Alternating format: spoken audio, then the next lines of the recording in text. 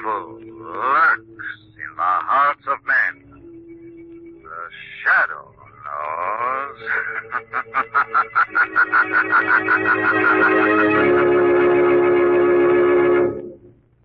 Once again, your neighborhood blue coal dealer brings you the thrilling adventures of the Shadow. The hard and relentless fight of one man against the forces of evil.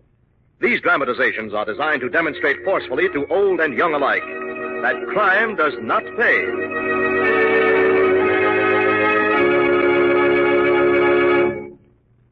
One of the lessons learned this past winter is that there is no real substitute for hard coal, America's finest, most reliable home heating fuel. Householders using coal have enjoyed steady, healthful warmth all winter long for two big reasons. First, there has been sufficient anthracite available.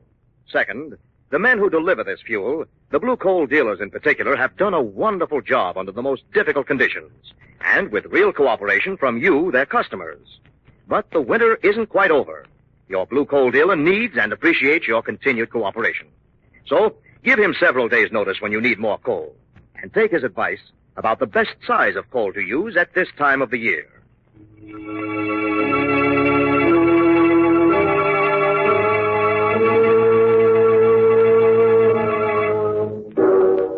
The Shadow, who aids the forces of law and order, is in reality Lamont Cranston, wealthy young man about town. Years ago in the Orient, Cranston learned a strange and mysterious secret. The hypnotic power to cloud men's minds so they cannot see him. Cranston's friend and companion, the lovely Margot Lane, is the only person who knows to whom the voice of the invisible Shadow belongs. Today's drama, The Beast of Darrow House.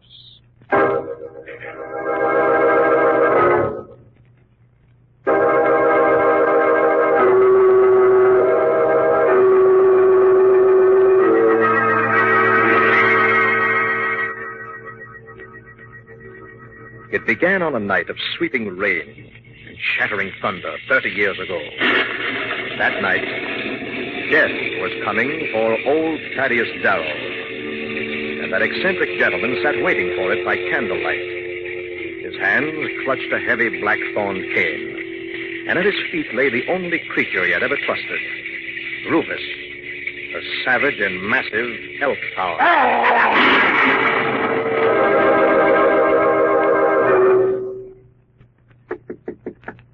Who's there? Who's knocking? It's Smithers, sir. Come in. Quiet, Rufus. Quiet, old boy. Only the blithering imbecile who lights our fires and cooks our food. There now. Close the door. I come to say the doctor is gone now, sir. I drove into the train. What did he say about me, Smithers? He mentioned something about as to how you might be wanting a lawyer. Lawyer? To make a will, sir. He says you've not got any and you'd sure not want to go without making one. Ah, he said that, did he? Did he now? And he's wrong. He says... Who cares what he says? But I say that counts. And I'll die without a will. But the house, sir, who'll it belong to? Nobody. Nobody. Oh, never fear. You'll be allowed to spend the rest of your so-called life in the servants' quarters outside. Yet I've given orders about the house itself. To be boarded up and left empty. To rot here on the hillside. Mr. Darrow. It'll be well guarded, this house. Well guarded. I'm leaving Rufus in charge. You'll stand watch while this house rots away. Won't you, old boy? Until it's only a creaking skeleton across the face of the moon. And all who dare set foot on these premises will find death. Sudden death. In the jaws of the beast of Darrow House. Mr. Darrow! Mr. Darrow!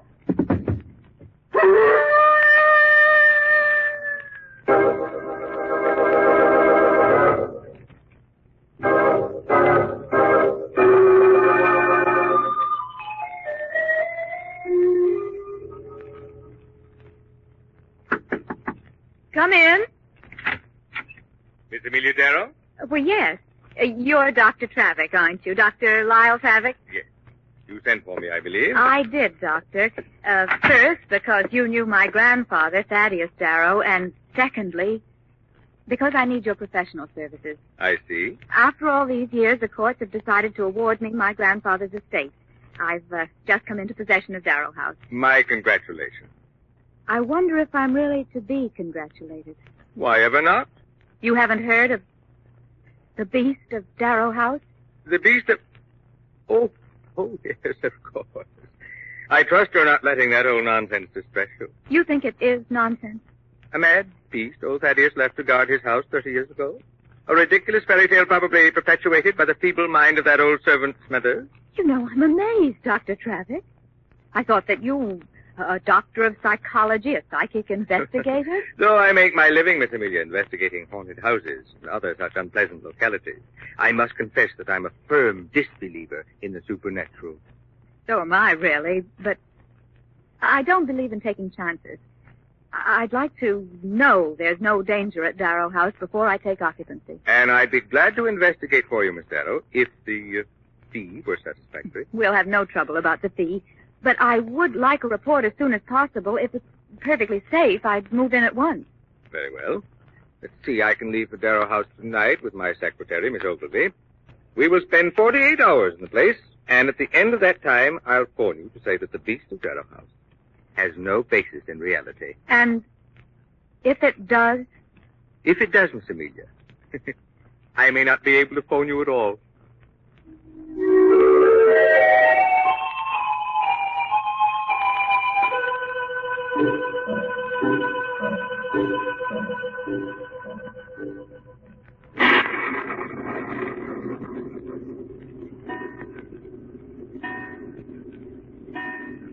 There it is, Dr. Travick.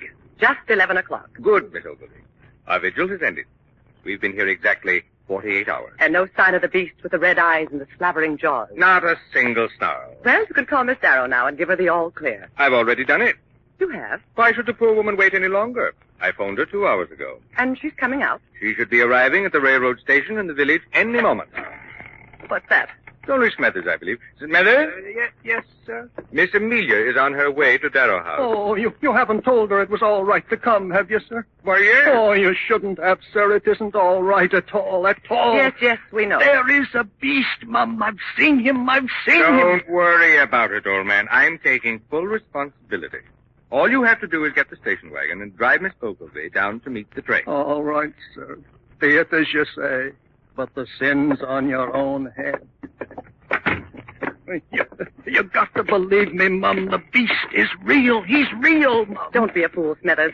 That dog of old Darrow's has been dead these 30 years. Dead he may be, but he walks. I've seen him, and it'll be an ugly death for anybody who tries to live in this house, I tell you. He hasn't bothered you, I notice, Smithers. Oh, he won't bother me. Mr. Thaddeus said I could stay in the servants' quarters. And he hasn't bothered Dr. Travick and me. Give him time, Mum. Give him time. Smithers, I'm sure you really believe you've seen the beast, but you haven't. And I don't have the time to stand here and argue with you. Open the door, will you, please? Yes, Mum. As you say, Mum. Now, we'll have to hurry down to the station to meet Miss Darrow. What was that? Mum. Oh, Mum, it's him. Dr. Travick. Dr. Travick!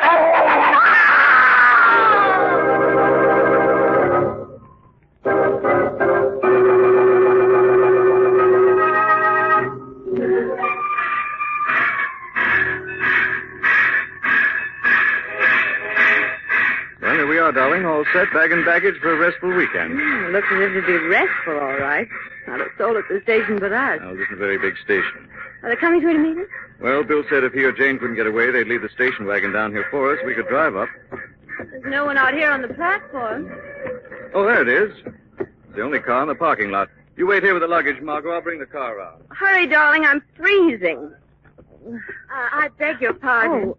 I couldn't help overhearing what you said about a station wagon. Station wagon? I was waiting inside. I came up on an earlier train. There was supposed to be someone here from Darrow House to meet me. I'm Amelia Darrow. Oh, I'm Margot Lane. How do you do? How do you do? I was wondering if you could give me a lift. Darrow House is only a few miles up the road. We'd be glad to. I hope I'm not imposing. No, not at all. Better get your luggage, Miss Darrow. Mr. Krantz is bringing the car around now.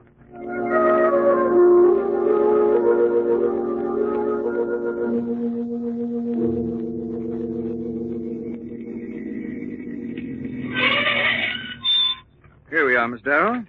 I don't know how to thank you, Mr. Cranston. Please don't bother. It wasn't out of our way at all. What's that? I don't hear anything. Yes, I do. Sounds like a man sobbing is coming right from behind this tree. Who's there? Answer me. It's only me. What? Smithers? Oh, Miss Amelia. What's wrong? Miss Ogilvy, Dr. Travick's secretary. Yes? She's lying on the floor in the entrance hall, dead. What, dead? The beast. It was the beast. Where are you going, Lamont? Inside, have a look. Now, we'll see what this is all about. Where is she? I don't see anything in here. Well, neither do I. It's just possible that Smithers was seeing things. He often does. Well, there's nobody in the entrance hall. Smithers? I'm out here, sir. Well, come inside, please. No, sir, I ain't ever coming in again. Come in here, I say, or I'll come out and get you. Oh, please, sir. I've seen enough trouble in this house. Well, where's she gone?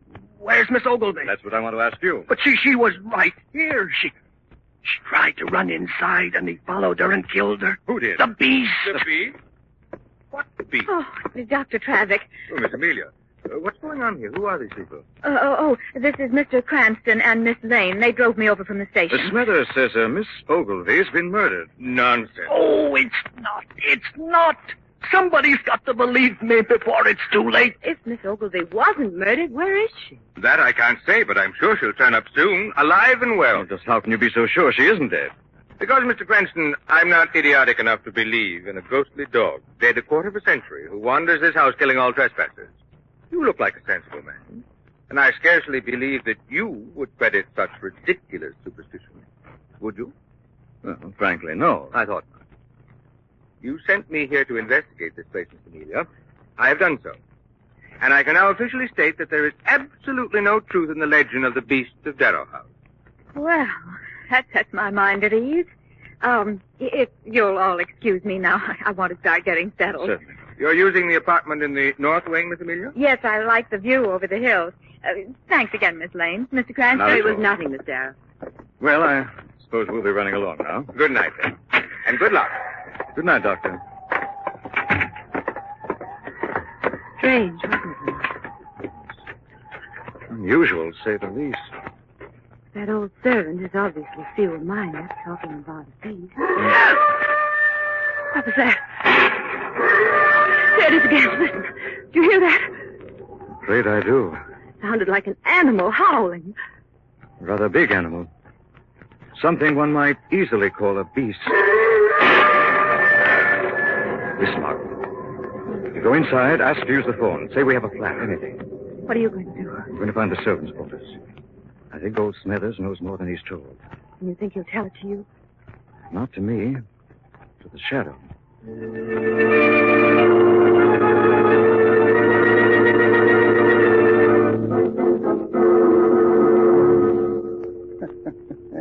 Won't believe me, huh? Think I'm a fool, don't they? Oh, they'll see. They'll see. What was that? Dr. Travick, is that you? No, this is not Dr. Travick, Smithers. Where's that voice coming from? There's nobody here but me. I am here, Smithers. I'm standing right at your elbow, though you cannot see me. Who are you? I am the Shadow. I've come to learn the truth, Smithers. You cannot lie to me. Is there a beast of Darrow House? Yes, there is. I've seen him. How often have you seen him? Tonight, when he killed Miss Ogilvy, and last night, right from these windows here, I saw him crossing the grounds outside. What does he look like? Oh, a great shaggy brute of a dog, like the elk hound old Mr. Darrow left to guard the house 30 years ago. 30 years ago? No dog lives for 30 years, Smithers. This dog did. He'll never die. He'll go on prowling and killing as long as there's anyone in the Darrow house. He's a phantom beast, a snarling, vicious devil that will... What's that? The house phone's ringing, sir. Somebody wants me. Answer quickly. Hello. Smithers, Yes, Mum. this is Miss Amelia. I'm calling from the north wing. Yes, Mum. I closed the door behind me, and now I can't open it. It seems to be locked from the outside. I want you to come right up and... Yes? What is it, Mum? I don't know. outside the window. Scratching? Scratching, did you say? Yes. You'd better hurry up. Get out of that room, Miss Amelia. Get out while you can. I can't. The door, I tell you. Oh. Miss Amelia! No, please.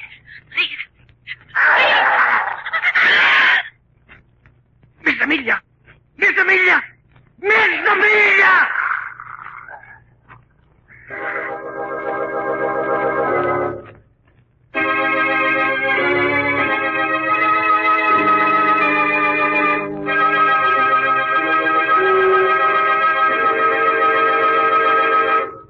We'll return to the shadow in just a minute. Among the many, many letters received since the introduction of the Blue Coal Tempmaster thermostat is one which I have here from Charles E. Hederick of Buffalo, New York. Mr. Hederick says, I am writing this letter to tell you how pleased I am with my new Blue Coal Tempmaster. I'm sure that a coal furnace regulated by a Tempmaster gives my home the best possible heat. My supply of blue coal in the cellar assures me of uninterrupted warmth all winter, and my Blue Coal Tempmaster helps to burn that fine coal the easy way. Yes, there's no doubt about it. Blue coal plus a Tempmaster automatic heat regulator is just about the finest way to heat your home. The Tempmaster eliminates running up and down stairs to adjust dampers. The thermostat in the living room controls them automatically. A Tempmaster is not expensive and is very easily installed without interrupting the heat in your home. You'll be so enthusiastic about your Tempmaster that you'll probably write to your dealer and say, as Mr. Hederick did, thanks, Blue Coal, for an especially comfortable home this winter. Thank you for writing, Mr. Hederick. Friends, get in touch with your Blue Coal dealer about a new Tempmaster thermostat tomorrow. Now, back to the shadow.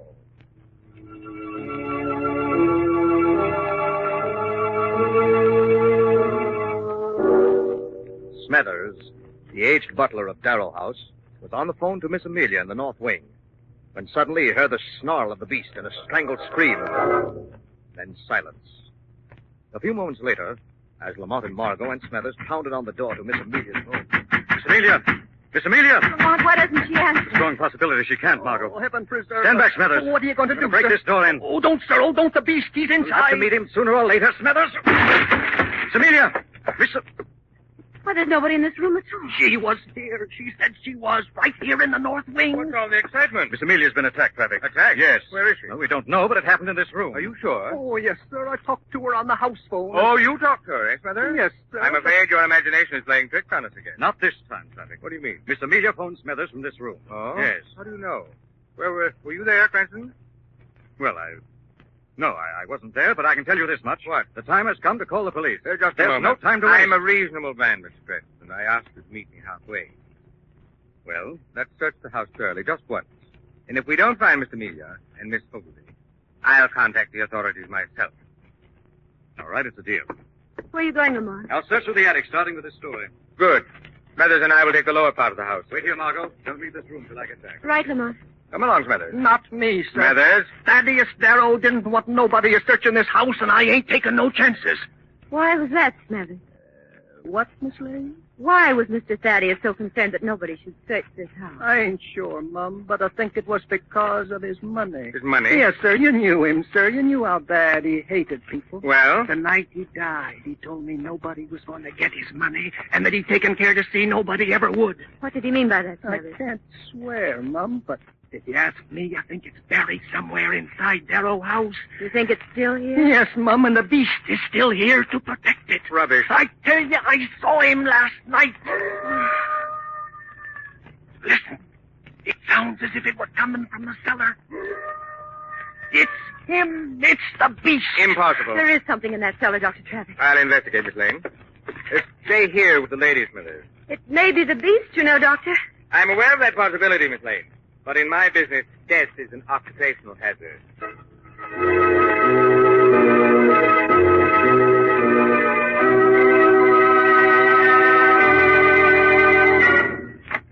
Margot? Yes, Lamont. You all right? Yes, I'm all right.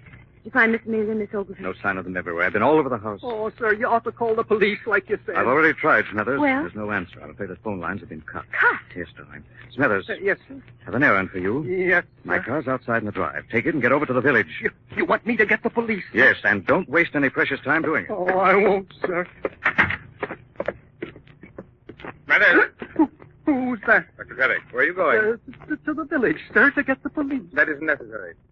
Why don't you phone them? The phone, sir? Oh, no, I can't. The lines have been cut. Nonsense. The phone in the den is working. The den? Yes. Right inside, Smithers. Oh, no, sir. I wouldn't dare go in there, sir. Don't be a fool. Oh, Dr. Trevik, Mr. Thaddeus died in that room, sir. I haven't been in it in 30 years. Not for $1 million would I go in there alone. Would you be afraid if I went in with you? Well, no, I guess I wouldn't, sir. Excellent. After you, Smithers. Yes, sir. Dr. Trevik! Dr. Trevik! Why did you lock the door? Dr. Trevik! Dr. Trevik!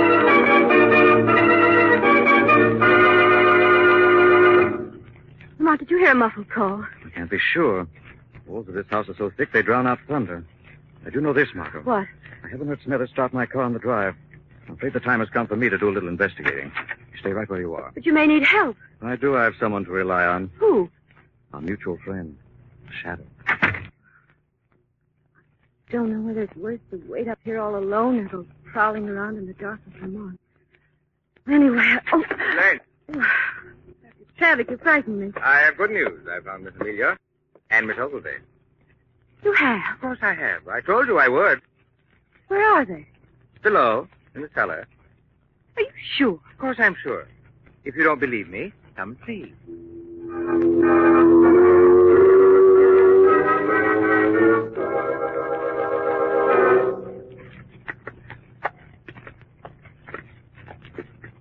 Here we are, Miss Lane.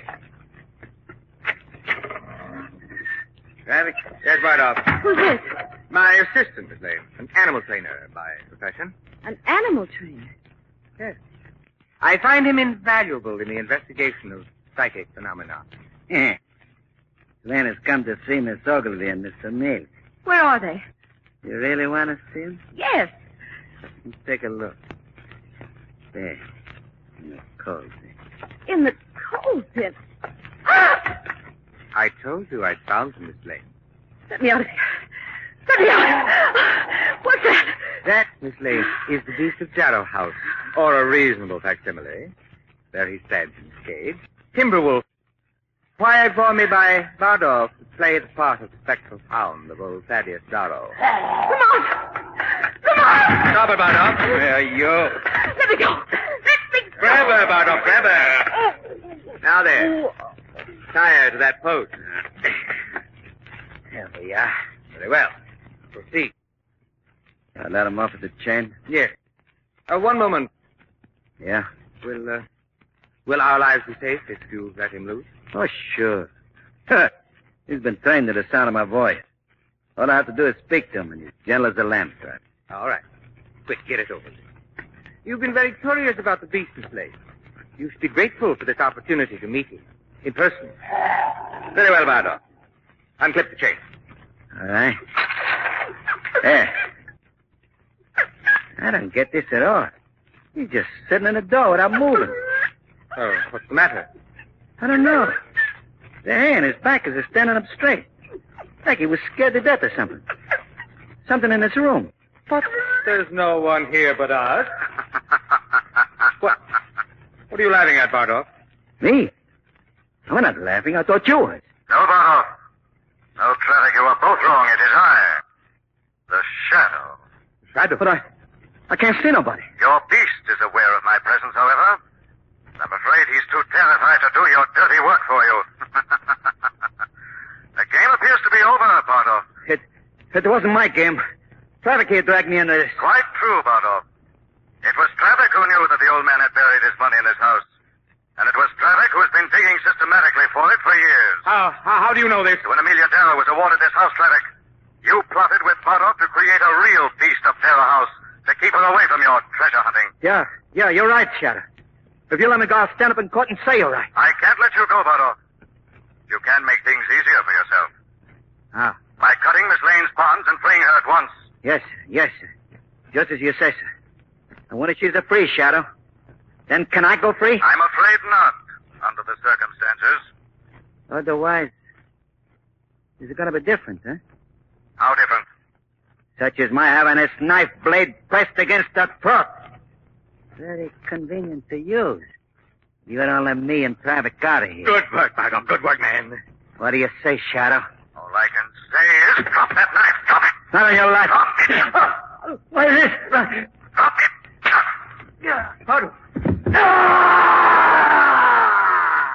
Shadow. Afraid you'll have to find a new assistant, Trevor. He's fallen on the very knife he was using to bring me to terms. Shadow. All right, Margot. First we take this gag out. Thank heavens you've come. Now the bonds. There we are. Let's get out of here. Let's get out. Please, Shadow. Here we are. Shadow. What's the matter? The door is jammed.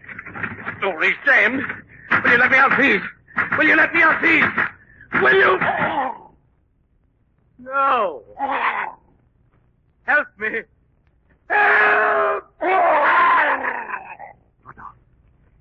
Speak to me. Speak to the dog. Speak to him. Bardolph, speak to him. Speak to him!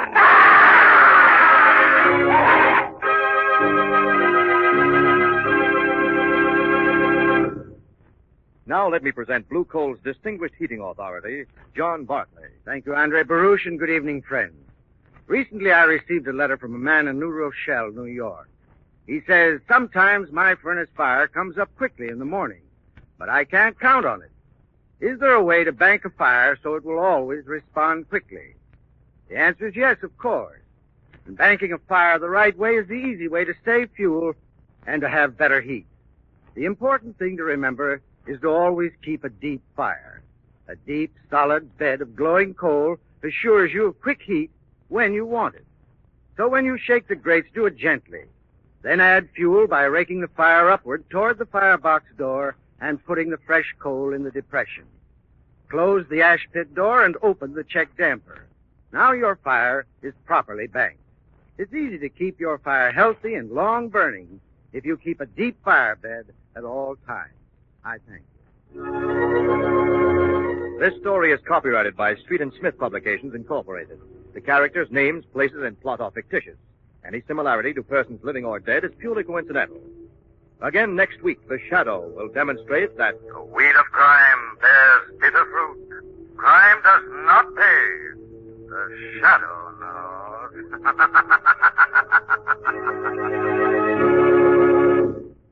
next week, same time, same station, your friendly Blue Coal dealer brings you another strange and thrilling adventure in The Shadow's daring battle against the forces of evil. The Shadow is presented by the DL&W Coal Company, distributors of Blue Coal. Lamont Cranston is played by Brett Morrison. Margot by Grace Matthews. Your announcer is Andre Baruch. Remember, it's Blue Coal for finest heating service. It's Blue Coal for finest modern equipment. It's Blue Coal for the best home heat money can buy. This is the Mutual Broadcasting System.